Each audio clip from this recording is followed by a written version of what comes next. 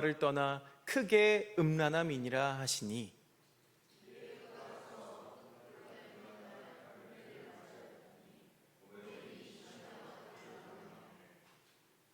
여호와께서 호세아에게 이르시되 그의 이름을 이스르엘이라 하라. 조금 후에 내가 이스르엘의 피를 예후의 집에 갚으며 이스라엘 족속의 나라를 패할 것임이니라.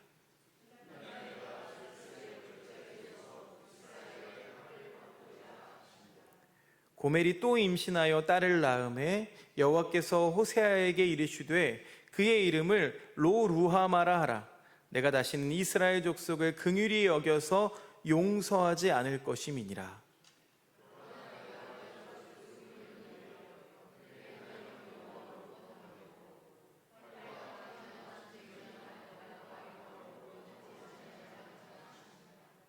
고멜이 로루아마를 젖된 후에 또 임신하여 아들을 낳음에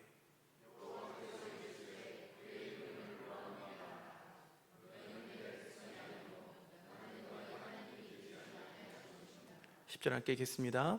그러나 이스라엘 자손의 수가 바닷가의 모래같이 되어서 헤아릴 수도 없고 셀 수도 없을 것이며 전에 그들에게 이르기를 너희는 내 백성이 아니라 한 곳에서 그들에게 이르기를 너희는 살아계신 하나님의 아들들이라 할 것이라. 아멘. 날이 무척이나 덥습니다. 무척이나 더워서 좀 비 좀 내렸으면 좋겠는데 장마가 끝났다고 하죠. 장마비가 맥없이 물러나 버렸고 무더위가 이 여름의 위세를 실감하게 하는 요즘입니다. 그런데요, 이 태울 듯이 쏟아지는 태양을 버티면서 살아가는 이 수많은 심어진 식물들이 이 계절을 통해서 여러분 알차게 내실을 채우고 있다는 것을 여러분 알고 계신가요? 머지않아 다가올 이 결실의 계절, 가을이 있기 때문에 이 내리쬐는 뜨거움, 이 뜨거운 여름도 소망의 계절인 줄로 믿습니다. 성령 강림 후 5번째 주일을 맞이합니다. 성령께서 우리에게 찾아오셨으니까 이제는 우리 마음과 생각, 삶의 모습도 이 예수님을 닮아서 우리도 내실을 채워가야 될 텐데 5주가 지났죠. 가뭇없이 흘러버린 이 시간들이 참으로 아쉽기만 합니다. 그러나 이 계절의 힘이 자랄 것들을 넉넉히 키워내듯이 성령 하나님께서 우리의 걸음 또한 듬직한 그리스도의 사람으로 머지않아 키워내실 줄로 믿습니다. 오늘 말씀은요, 호세아에게 주신 하나님의 말씀입니다. 호세아는요, 불신으로 떨어졌던 당시 이스라엘의 모습을 고스란히 보여주는 시청각 교재로서 역할을 부여받은 예언자입니다. 이 호세아의 별명은 흔히들 사랑의 예언자라고 부르는데요, 통일왕국이던 이스라엘이 남북으로 갈라져서 각각 남유다와 북이스라엘로 서로 발전해 가던 주전 8세기 북왕국 이스라엘에서 활동하던 선지자가 바로 호세아 선지자였습니다.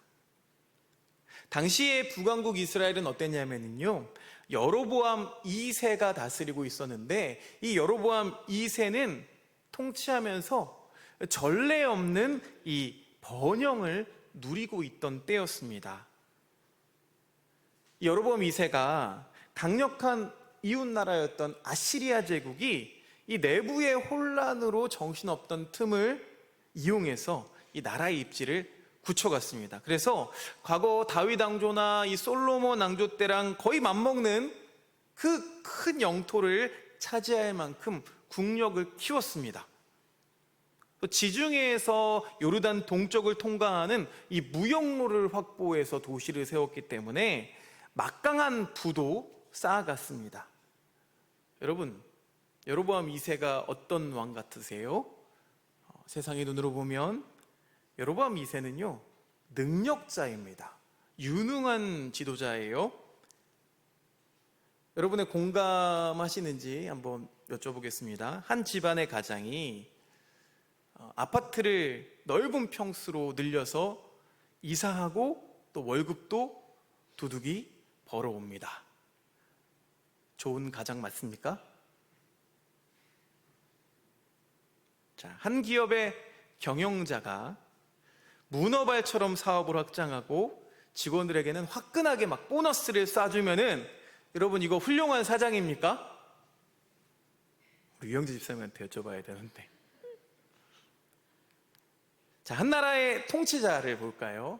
분단 국가의 이미지를 씻고 그 나라를 번듯하게 만들어 놓으면 그러면 우리가 위대한 지도자라고 칭찬해야 마땅하지 않을까요? 이렇게 흔히들 이 승리와 번영이라는 말이 하나님의 각별한 은총을 받은 표지로 인식됩니다. 그래서 흔히들 오류에 빠지는 기독교의 오류가 우리가 기독교를 받아들였기 때문에 이 나라가 잘 살게 됐습니다. 그래서 뭐 저기 무슨 엘살바도르나 이런 데 가면은 뭐 돈으로 지갑을 만들어요. 그래서 뭐 지갑을 보여주면서 돈이 그만큼 가치가 없다는 겁니다. 우리나라는 얼마나 복을 받았습니까? 뭐 이런 얘기를 해요. 그러니까 하나님 잘 믿는 사람들에게는 장밋빛길 꽃길이 펼쳐져야 된다는 거죠. 하나님을 잘 믿는 사람에게는 이 고난의 가시밭길이 놓이면 안 된다고 생각합니다. 당시 이스라엘이, 북이스라엘이 그랬다는 거예요. 자, 왕이나 제사장이나 백성이나 모두 다 한결같이 입을 모아서 그 하나님의 은혜를 찬양했습니다. 그리고 이 야훼 하나님께서 우리에게 더 풍요로운 미래를 가져다 주실 거야 라고 서로 격려하며 이 믿음에 토를 다는 이가 없을 정도였습니다. 그런데 그 믿음을 뒤흔드는 사람이 나타나는데요. 이스라엘이 지금 잘못된 길을 가고 있다고 목에 핏대를 세우면서 얘기하는 한 사람이 등장했습니다. 호세아서 4장 1절에서 3절 말씀 같이 읽어보겠습니다. 시작. 이 땅에는 진실도 없고 사랑도 없고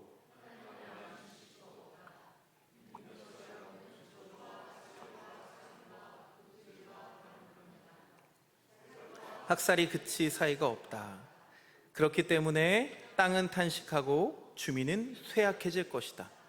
들짐승과 하늘을 나는 새들도 다 야위고 바닷속의 물고기들도 씨가 마를 것이다. 뭐가 문제인가요? 그렇죠?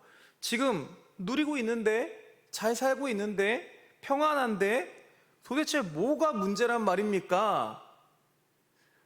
그러니까 이상하죠? 여러분, 사랑의 예언자라고 불리는 이 호세아에게 참 어울리지 않는 독설입니다. 지금 전혀 부족함이 없어 보이는 백성들에게 이런 독설을 날리고 있는 거예요. 그런데 이 호세아가 사랑의 예언자라고 불리게 된 계기는요, 다른 데 있습니다. 오늘 말씀, 호세아에게 처음으로 하나님이 사명을 주실 때 그 소명으로부터 이 별명이 시작되었지요. 호세아서 1장 2절 말씀 읽어보겠습니다. 시작. 너는 가서 음란한 여자를 맞이하여 음란한 자식들을 낳으라. 여러분 생각해 보세요. 무릇 예언자라고 하면 또 지금에 따지면 목회자이거나 뭐 리더, 세상의 리더라고 하면 좀 엘리야처럼 이 거짓 예언자랑 850명과 맞붙어서 뭐 이겼다든지, 뭐 300명을 따로 뽑아서 15,000명을 이겼다든지, 뭐 이런 서사로 포장되어야만 전설로 남을 수 있는 것 아니겠습니까? 그런데 호세아는 어땠어요? 하나님이 주신 소명이 뭐예요? 음란한 여인과 결혼하래요. 이게 무슨 모양 빠지는 소리입니까? 메신저가 메시지다라는 말이 있죠. 광고업계에서 주로 통용되는 말입니다.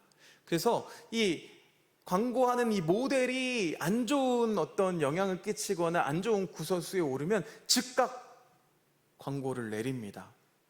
그런데 아무리 사생활에 흠이 없는 예언자라고 할지라도 여러분, 대중들은 쉽게 마음을 내주지 않습니다.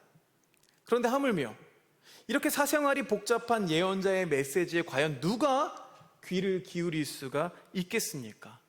그래서 사랑의 예언자라고 말하기에는 그 사랑은 너무 초라하고 무모하고 너무 비합리적이고 비이성적으로 보입니다.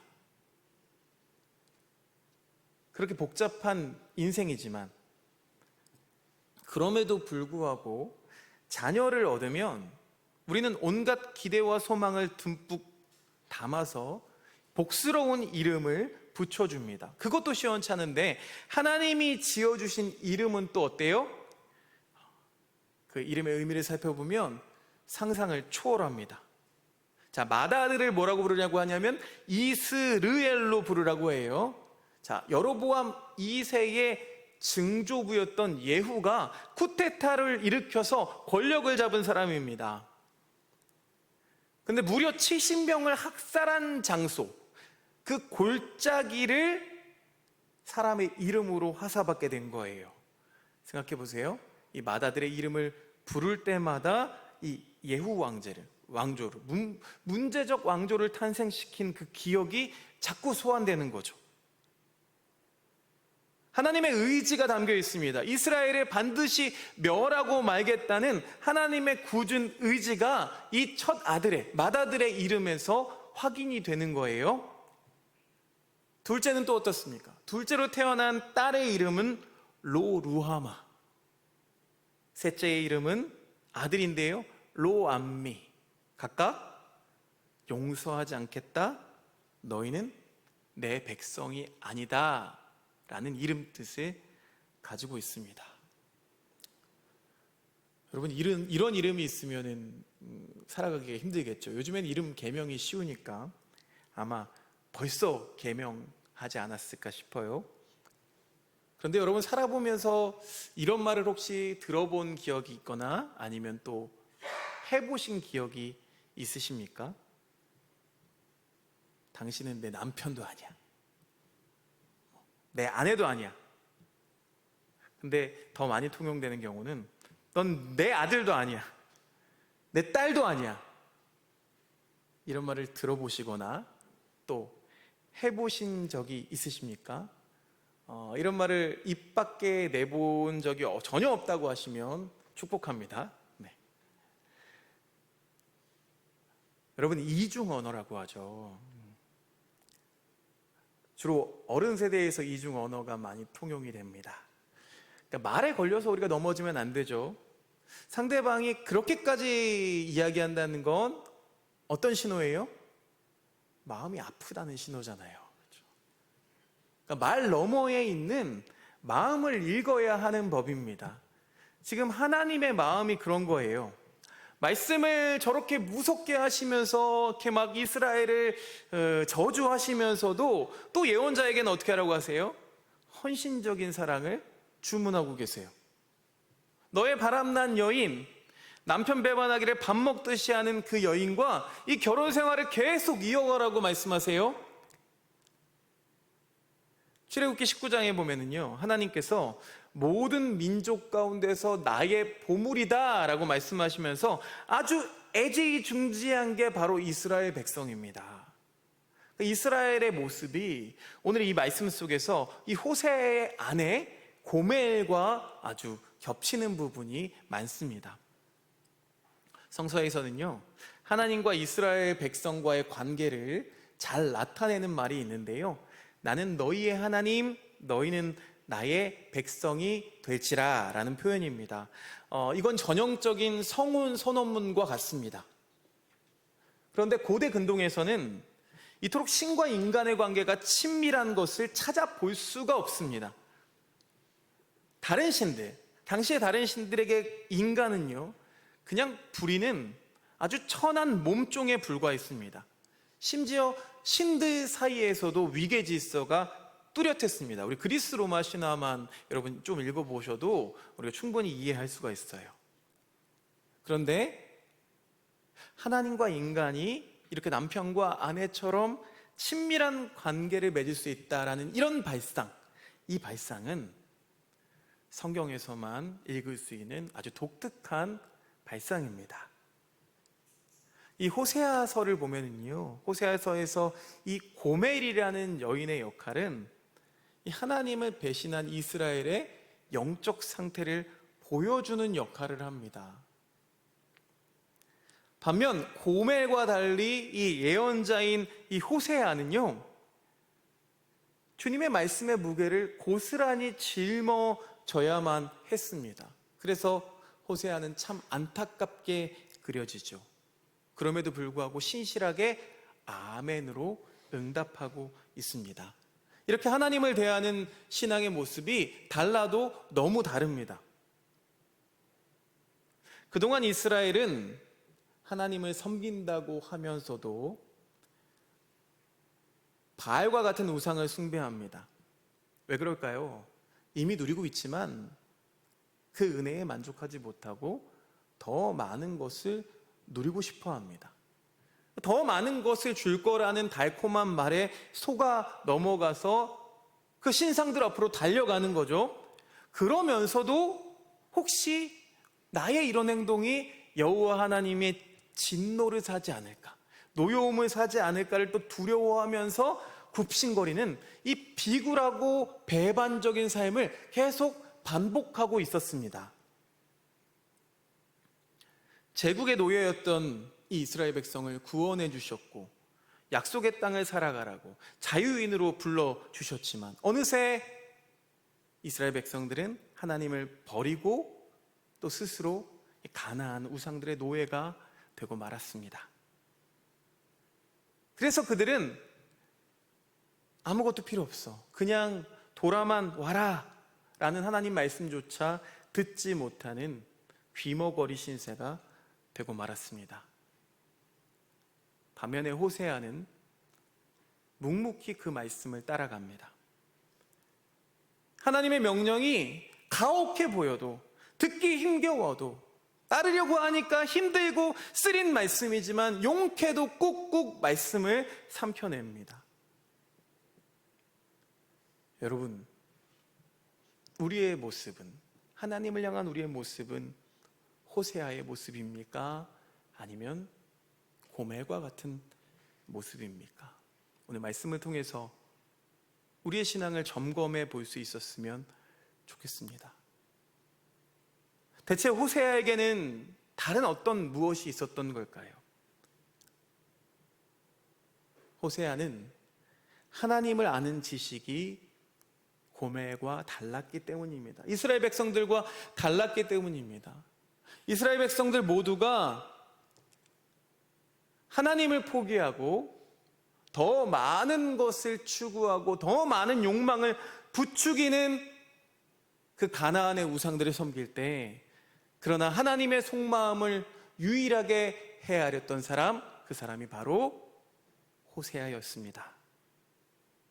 그러니 이제는 두 번 다시 돌아보지도 않겠다, 내치시고 매섭게 강렬한 심판의 말씀을 하셨던 그 뒤로 하나님께서 버리신 백성이라고 손가락질 받던 그 속에서 여전히 살아계신 하나님의 자녀로 부르게 하시겠다는 오늘 말씀 10절에 그 하나님의 속마음을 읽어냈기 때문에 이 호세아는 하나님의 마음을 떠날 수가 없었던 겁니다.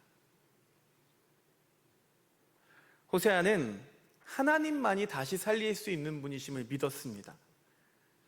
그의 이름이 어떤 뜻을 가지고 있습니까? 하나님은 구원하신다라는 이름 뜻을 가지고 있습니다. 그래서 절망의 한복판에서도 여전히 하나님을 구원하시는 분으로 붙들었습니다. 그 믿음이 있었기 때문에 고멜과 달리, 이스라엘과는 달리 말씀에 순종할 수 있게 해준 겁니다. 여러분, 호세아는 이렇게 하나님께서 하실 일에 집중하지 않고요, 하나님 그 자체를 믿었음을 여러분 기억하시기를 바랍니다. 우리는요, 하나님이 하신 일들에 정신이 팔리고 눈이 팔리는 경우가 많습니다. 정작 하나님이 옆에 계신데도 하나님께 관심을 두지 않을 때가 참 많이 있고요, 그 일들에만 관심을 가질 때가 참 많이 있습니다. 여러분, 그런 시선을 우리는 멈추어야 합니다. 신약성경 누가복음 11장에는요 그 서두에 몇 가지 이야기가 담겨 있는데요, 첫 번째는 예수님께서 제자들에게 기도를 가르쳐 주시면서 이어서 급한 대접, 갑자기 온 손님을 위해서 빵을 나누어 달라는, 집에 빵이 없으니까 야, 빵 좀 나누어 줘, 손님이 왔어, 그 친구의 부탁을 귀찮아하는 벗에 관한 이야기가 나옵니다. 누가복음 18장에 나오는 불의한 재판관 이야기를 떠올리게 하는 내용이죠. 여러분, 조르다 보면은 귀찮아서 들어줄 것이라는 내용이 나옵니다. 그러면서 어떤 말씀이 있냐면요, 우리가 잘 아는 말씀, 구하라, 찾으라, 두드리라는 말씀이 이어집니다. 그러니까 이렇게 말씀을 들으면 마치 하나님께서 우리가 들어주실 때까지 계속 기도하면 응답받을 수 있다라는 비법을 가르쳐 주는 것처럼 보여요. 그래서인지 교회 안에는 여러 기도거들이 있습니다. 40일 금식기도, 100일 작정기도, 1000일 작정기도, 이런 기도들이 계속되는 거예요. 그러면서 들어주실 때까지 계속 기도합니다. 이 말씀만 보면은요, 우리의 기도나 간구는 하나님이 달가워하지 않는 그런 불편한 기도 제목입니다. 그런데 이 말씀을 어떻게 맺으셨는지를 우리가 봐야 돼요. 주님의 말씀은 이렇게 맺으셨습니다. 누가복음 11장 13절 말씀 함께 읽어보겠습니다. 시작. 너희가 악할지라도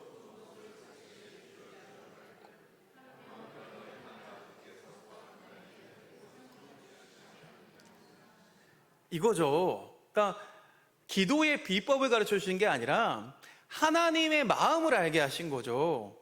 여러분, 우리는 악하지만 하나님은 그렇지 않으십니다.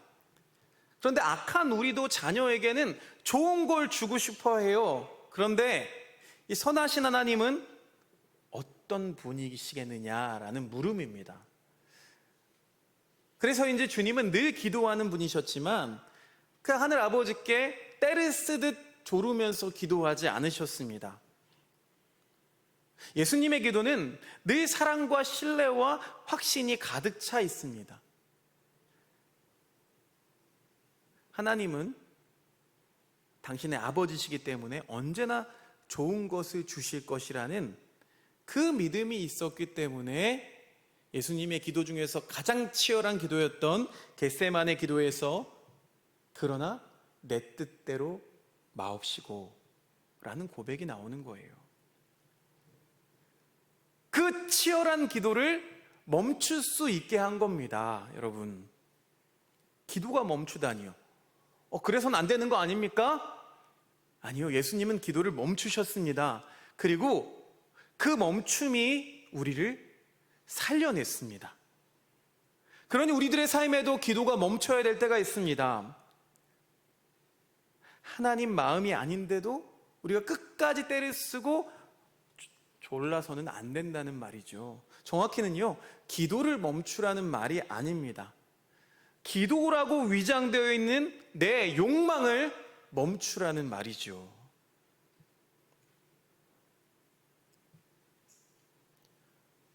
호세아는 기도할 만한 사람이죠.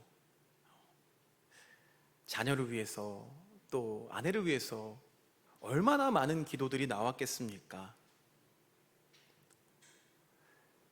우리 아내를 다시 구해달라고, 우리 자녀들을 구해달라고 얼마나 많은 기도를 해야만 했겠습니까? 개인적으로는 이렇게 바라는 것들이 많이 있었지만 그것들을 위해서 기도하기보다는 호세아는 멈추어 기다립니다. 주님의 마음을 듣고자 했습니다. 그래서 하나님은 그에게 오롯이 이 시내산 언약이 깨진 것을 아파하는 하나님의 마음을 몸소 느끼게 하셨습니다. 껍데기 같은 결혼 생활을 그냥 유지해야 되는 정도가 아니라, 쇼윈도 부부가 아니라 배신당했는데도 아내를 진실로 그리고 영원히 사랑해야 했습니다. 저는 호세아가 참 복받은 사람이라고 생각돼요. 왜요? 하나님 마음을 품을 수 있으니까 말입니다. 출애굽기 19장에서 하나님이 선택한 백성, 또 제사장 나라, 거룩한 민족이 돼야 될 이 이스라엘 백성들이 그 이름값을 하지 못합니다. 먹을 것과 마실 것, 입을 털옷과 모시옷, 또 기름과 술에 정신이 팔려서 하나님을 잊어버리는 거예요. 한마디로 말하자면 이스라엘의 입맛이 변해버린 겁니다. 그동안은 이 누룩 없는 푸석한 빵, 무교병을 먹으면서도 감사를 잊지 않았었는데 그 마음이 좀 살만해지니까 오염이 돼버린 거죠. 그래서 수시로 건포도 과자를 탐합니다.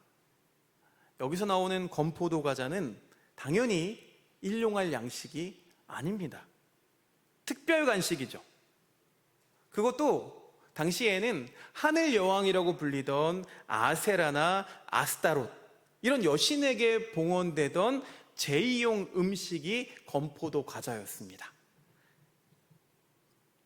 그러니까 이스라엘 백성의 내면을 좀먹는 이 바알 숭배, 이 신상을 숭배를 꼬집는 용어로 이 건포도 과자가 인용이 되는 거예요.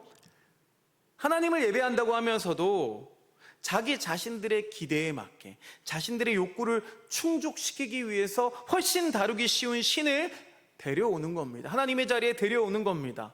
자, 구원의 하나님을 하찮은 신으로 대체시켜버린 거예요.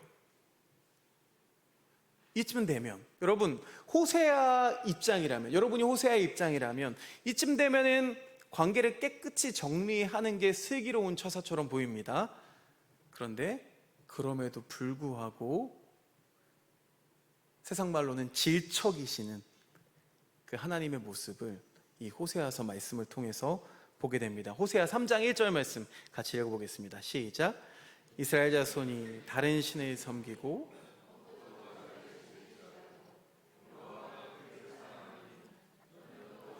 타인의 사랑을 받아 음녀가 된 그 여자를 사랑하라 하시기로. 하나님의 마음을 깨닫게 하기 위해서 호세아에게 고멜을 사랑하라고 하십니다. 참 대책 없는 사랑이죠. 어떻게 사랑이 이럴 수가 있을까요? 참 바보 같은 사랑입니다. 어떻게 하나님이 이토록 낮아질 수 있는 걸까요? 여러분, 우리들에게 세상도 그렇습니다. 우리들에게 때론 자녀가 그렇습니다. 우리의 배우자가 그렇습니다. 용서할 수 없을 만큼 나에게 잘못을 하고 배신감을 느끼게 하고 실망하게 하지만, 그러나 하나님은 이 호세아의 마음을 품으라고 그 마음을 우리에게 주십니다. 그래서 우리는 때때로는 호세아이기도 하고 또 고멜이기도 합니다. 그것들을 겸해서 계속 경험하며 살아가고 있는 거예요. 이런 노래가 있죠. 너무 아픈 사랑은 사랑이 아니었음을, 이런 노래가 있잖아요. 류근 시인이 쓰고 김광석 가수가 노래한, 이거 사랑이 아닌 것 같잖아요. 이 사랑이 너무 미련하고 덧없어 보입니다. 그럼에도 불구하고 사람은 고립되어 살 수 없는 존재입니다. 함께 살아야 합니다. 사회적 동물입니다. 내가 몸담은 환경, 꼭 또 가족, 사회, 민족, 문화 따위가 우리들에게 든든한 대륙이 되어 주어야 합니다. 그런데 사람은 그것만으로도 만족하지 못합니다. 부족함을 느낍니다. 바다로 나아가서 무수한 가지를 뻗으면서 살아야 하는 거죠. 자, 그 바다 위에 대륙이 한 조각 떠 있는데 그걸 뭐라고 부르죠? 섬이라고 부릅니다. 지난주에 정현종 시인의 시를 나누는데 오늘도 아주 유명한 시 한 구절만 나눕니다. 사람들 사이에 섬이 있다. 그 섬에 가고 싶다. 여러분, 섬은 어떤 역할을 합니까? 바다의 항해자를 쉬게 해줍니다. 인생의 순례자에게 안식을 주어서 자신의 여정을 완성할 수 있도록 품어주는 역할을 섬이 합니다. 그러니 우리에게도 섬이 필요합니다. 그 섬의 이름을 한번 붙여봅니다. 하나님께 이끌려서 호세아가 사랑의 순례길을 오르기 위해 반드시 거쳐야만 했던 그 섬. 3장 1절 말씀 다시 한번 띄워주시면 3장 1절 말씀 보니까요, 이스라엘 자손이 다른 신을 섬기고 건포도 과자를 즐길지라도, 지라도 발음 주의해야 됩니다. 지라도라는 섬입니다.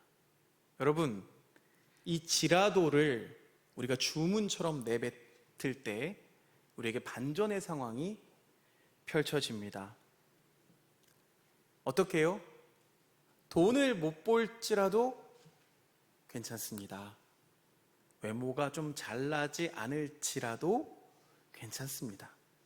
우리 자녀가 공부를 좀 못할지라도 괜찮습니다. 몸이 건강하지 않을지라도 괜찮습니다.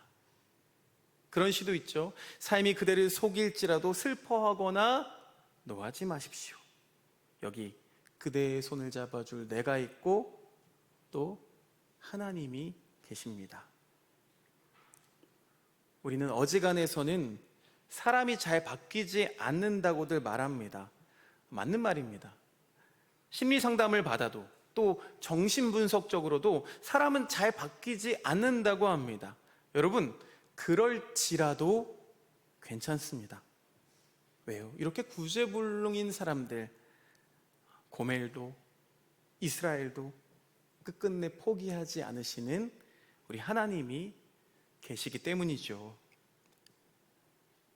스스로 높은 자리에서 위계질서를 세우면서 말 안 듣는 사람들 쳐내는 그런 하나님이 아니라 끝까지 사랑하시려고 더 낮은 자리까지 내려가신 하나님, 그분의 바보 같은 사랑이 계시기 때문에 우리는 여정이 희망적일 수밖에 없습니다.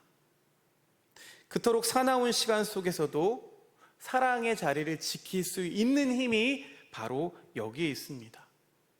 사랑하는 여러분, 뜨거운 햇볕 견디기 힘들지만 그 햇볕 아래 식물의 내실이 채워지듯이, 오곡백과가 무르익어 가듯이 주님의 마음을 관통하는 사랑이 익어가는 이 성령 충만한 믿음의 걸음을 걸으시는 저와 여러분들 되시기를 주님의 이름으로 축원드립니다.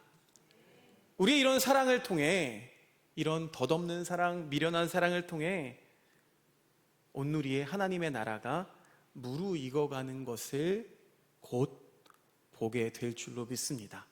그 믿음으로 한 걸음 한 걸음 걸어가는 저와 여러분들 되시길 주님의 이름으로 축원드립니다. 고마우신 아버지 하나님, 은혜를 감사합니다. 오늘도 우리의 바람대로 이루어지지 않을지라도, 그리 아니하실지라도 주님이 나를 사랑하시니, 끝까지 나를 포기하지 않으시니 참 감사합니다. 그것이 은혜인 줄로 알고 다시 한번 믿음으로 고백하는 우리들 되게 하여 주옵소서. 하나님, 때로는 우리 주변의 사람들이 우리를 아프게 합니다. 세상이 우리를 속일 때가 많습니다. 우리의 삶이 우리가 원하는 대로 가지 않을 때도 참 많이 있습니다. 그럴 때 하나님을 버리고 고멜처럼 배신하고 배반하면 참 인생 사는 게 쉬워지는 것 같지만, 그러나 그리스도인은 주님을 따르는 사람들입니다. 주님의 마음은 어떤지, 주님의 뜻은 무엇인지 그걸 먼저 물어보고 주님을 따르며 사랑의 자리를 지키는 그리스도인들 될 수 있도록 주님 인도하여 주옵소서. 예수 그리스도의 이름으로 기도드리옵나이다. 아멘.